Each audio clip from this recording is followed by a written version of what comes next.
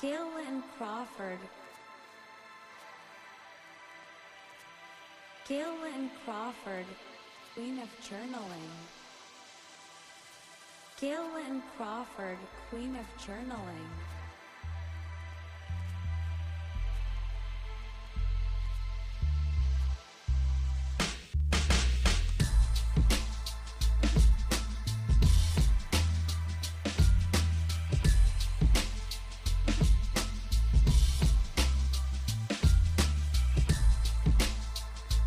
Instagram.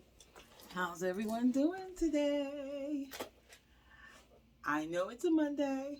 I know it's the Monday after the 23rd. So I'm keeping up with my schedule as promised. Today's topic under my Importance of Journaling series is going to be entitled Reconciliation Journaling. And on a serious note, before I begin, I wanted to go in depth on this type of journaling because I just happen to recognize personally in my own personal world lately that there's some issues with sibling rivalry and families not getting along. I don't want to call it family dysfunction. I want to call it family disturbance. And I thought, I want to talk about this because I want to probably provide some type of encouragement to our families, to our siblings, because we only get one life. And family plays an important role in our life. And as it relates to journaling, we leave this legacy for the next generation, which should include everyone in our family tree. So I'm speaking about reconciliation today only because it's so important to make amends with our family members, especially siblings, if at all possible. Now, before I begin my topic with reconciliation journaling, I'm happy to announce the release of my latest journal called Church Notes. I did show you in earlier pages, earlier videos what the pages look like. But I just wanted you to see them up close and personal. I said I would show them once I received my book. I was so excited when I received my book the other day. It didn't come that day that I thought it was coming, but it did show up. And here it is, live and in person. Church Journal Notes, inspired by my newfound pastor, Pastor Michael J. McClure in Birmingham. He's at Rock City Church, so hopefully I'll get to meet him one day. And I wanted you to see the back. It's so nice. It says, "Growing closer to God, one page at a time." I love it. Secondly, when talking about these are a few of my favorite things, I recently discovered this. It looks like a little purse, but it's a picture frame holder. It's a picture holder.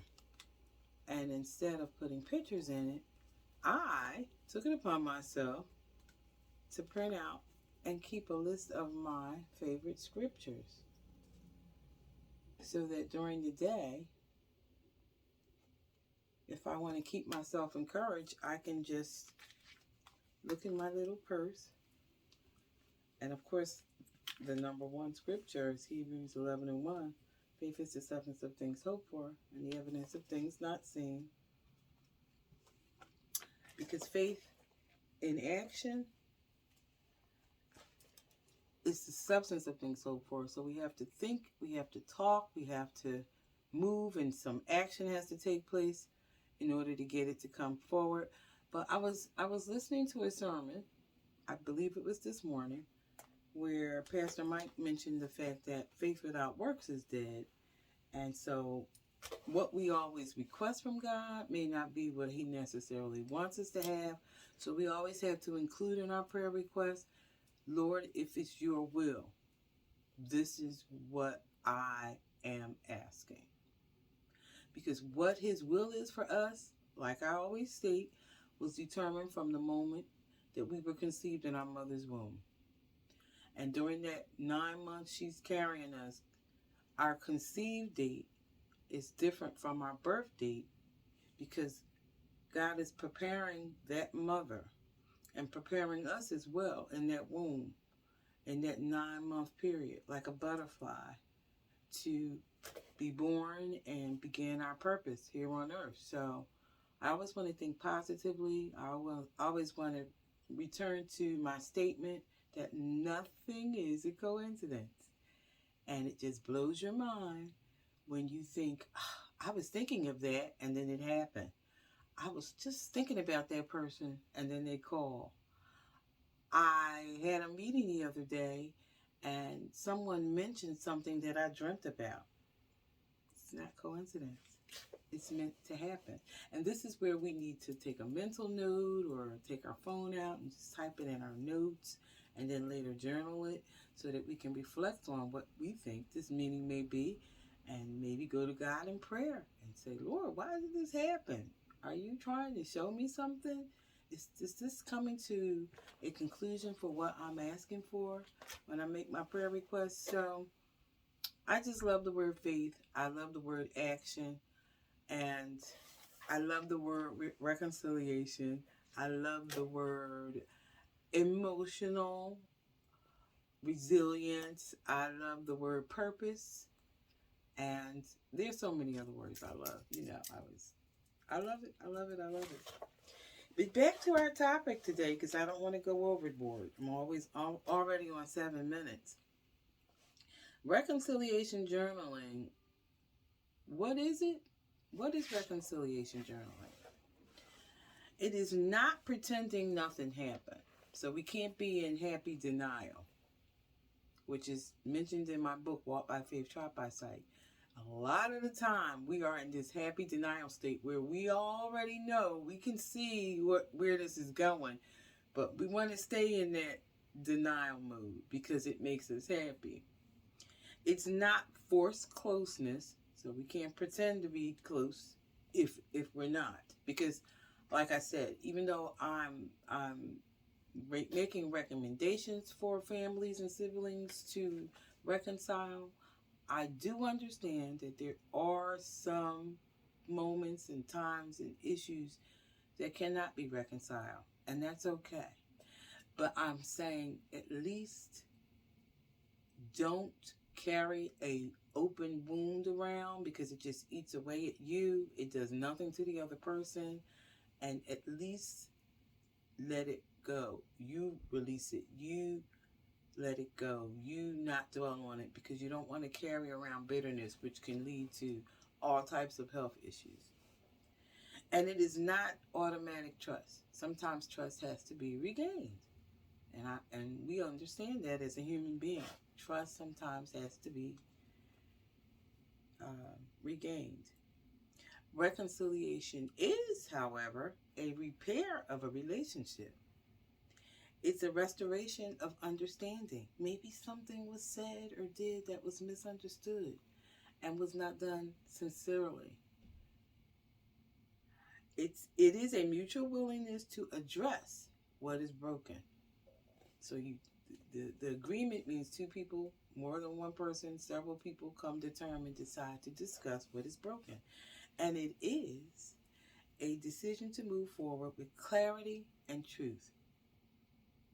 And as I grow on my spiritual walk and I grow into my spiritual maturity, I made the statement in my book, Walk by Faith, Taught by Sight, that the older I get, I want to speak as much of the truth as possible, even if it's something that the person doesn't want to hear.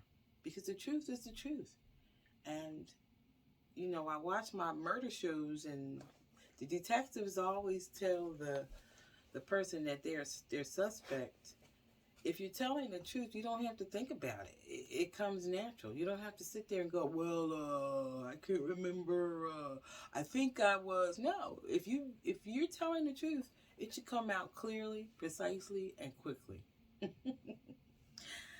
All right. So the deeper meaning of what is reconciliation. The word reconciliation comes from a root meaning: to bring back into alignment, to reestablish friendly relationships, and to remove hostility and restore peace. But here's the important distinction you can teach on when you're thinking and when you're journaling. Forgiveness is internal, which I say. It's good to forgive and not hold it and not hold on to bitterness because it can affect you. Reconciliation is relational. You can forgive someone and still not reconcile. And that's the whole meaning behind this entire first couple of paragraphs that I just mentioned. You can forgive and not reconcile. Reconciliation requires acknowledgement, truth. All acknowledgement is truth on both sides, no matter if it hurts or if it doesn't. Reconciliation requires accountability. Truth, again, taking responsibility for your action. And reconciliation requires change. Do you want to make a change? Does this reconciliation require that someone make a change? And does that person want to stick to it? At least try? Nothing beats a failure but a try. It cannot be done alone. Reconciliation requires communication and mutual. That means you both together, all of you, participation. Emotional reconciliation means facing the truth instead of avoiding it. Get out of that happy denial. Naming the hurt instead of minimizing it. Owning your part without carrying someone else's. Don't carry someone else's issues. Establishing boundaries instead of rebuilding blindly. So if there needs to be some boundaries established, let them be known. It's not about going back to how it was. It's about deciding if something healthier can be built. And again, I state, because we only get one life, we need to be as happy in it as we can be. We need to wake up each day and smile because we can. Now, when we talk about reconciliation in a spiritual context, reconciliation is about restoration or restoring, bringing something separated back into right standing. For example, God reconciles humanity through Christ in 2 Corinthians 5:18 through 19, being ministers of reconciliation. He speaks about that, and seeking peace when possible. And that can be found in Romans 12:18. But notice, even biblically, reconciliation involves repentance, and that's saying, forgive me. Transformation, like a butterfly. You crawl, you cocoon, and then you erupt. And truth. God does not erase responsibility. So I make a statement to myself, and I'm always making it to others, that when I'm out here and I'm doing something for someone, I want to make it that I'm sincere about it. I say, God knows the sincerity of our hearts. So we don't have to pretend. We don't have to make something up. If we're doing something sincerely from our heart, God already knows. We don't have to be putting on this show for men, because at the end of the day, we cannot put all our hope and faith and trust in man. And man can be our brother, our sister, our doctor, our lawyer, our mother, our father, anyone in our life, our child.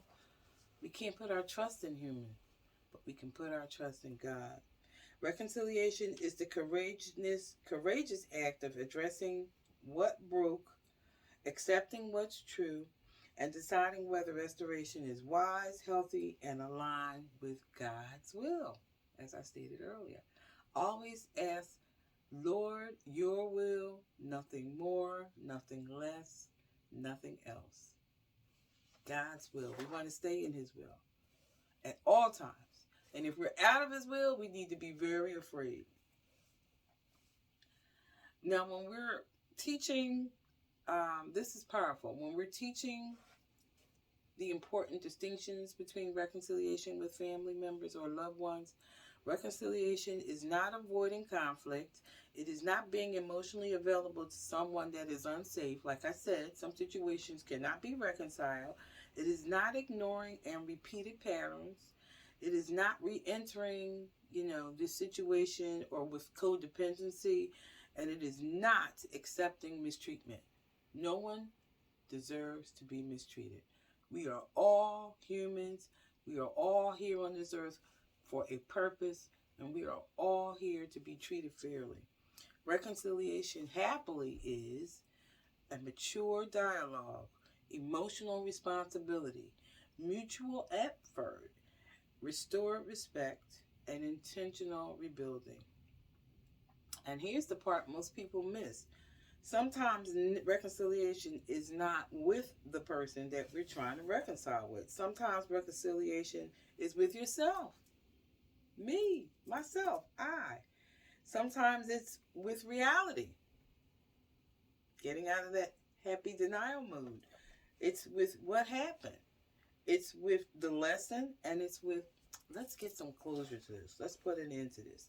You can live reconciled even if the relationship is not restored, because you have reconciled within yourself. You have forgiven the person, and now you can release it and let it go. And that's a powerful content. Now, when you're reconciliation and you're journaling it and you decide, oh, this is what I want to write about, this is what happened, or maybe you have already journaled what happened.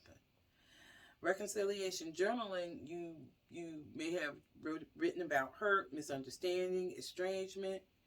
You may have talked about owning your part or releasing bitterness, preserving your emotional health. Like I said, we cannot carry bitterness and call ourselves this happy-go-lucky, honorable person when we're still holding some bitterness. Bitterness just destroys ourselves internally. I believe I heard someone say it's like an autoimmune disease where we are physically a disease that attacks us and the body attacks itself. And we don't want that. It's about processing truthfully. So when we go to a close and we talk about the bridge of all of this, write without censoring yourself when you're journaling. Write what hurts. When did it shift? When did I feel but never? What did I feel but never say? What caused this sibling rivalry or this family dysfunction? And again, it says no polishing, no denial. Just tell the truth. Your ownership, your decision. Choose reconciliation. Choose boundary with love. Choose peaceful emotional release. Wusa. And you decide with intent.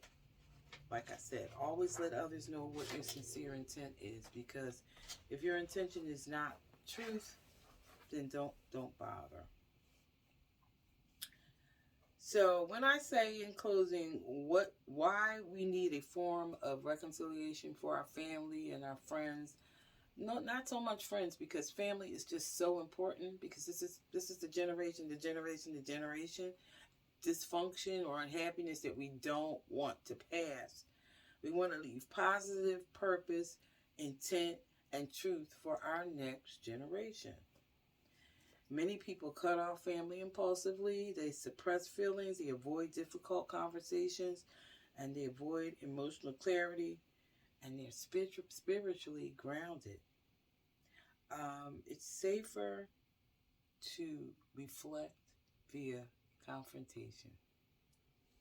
So I hope everyone enjoyed this video. If you did enjoy my video, please like, share, subscribe, or follow me on TikTok, YouTube. Not so much on Facebook and Instagram because those pages of mine are not public yet. But I